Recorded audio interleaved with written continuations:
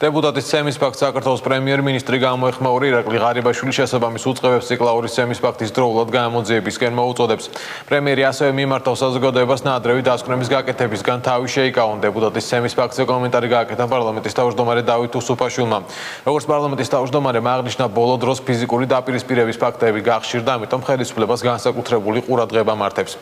Სახალხო დამცველის შეფასებით კი ნებისმიერი მსგავსი ფაქტი ქვეყნის იმიჯზე ცუდად აისახება. მე ინფორმაცია მოვისმენი ამ დილით. ეს არის რა თქმა უნდა აღმაშფოთებელი და მე მოუწოდე უკვე შესაბამის უწყებებს რომ დროულად გამოიძიონ აღნიშნული საქმე. ასეთი საქმეების გამოუძიებლობა ხდებოდა ნაციონალური მოძრაობის ხელისუფლებაში ყოფნის დროს.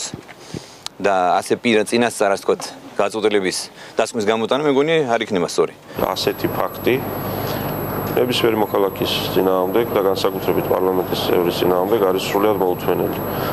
მე დარწმუნებული ვარ, რომ სამართალდამცავი ორგანოები ძალიან მალე უმოკლეს ვადებში გახსნიან ამ დანაშაულს, ისევე როგორც იხსნება ძალიან ბევრი სხვა დანაშაული ამ ქვეყანაში, მაგრამ ამ ფაქტის მიმართ იქნება განსაკუთრებული ყურადღება და დატვირთვა.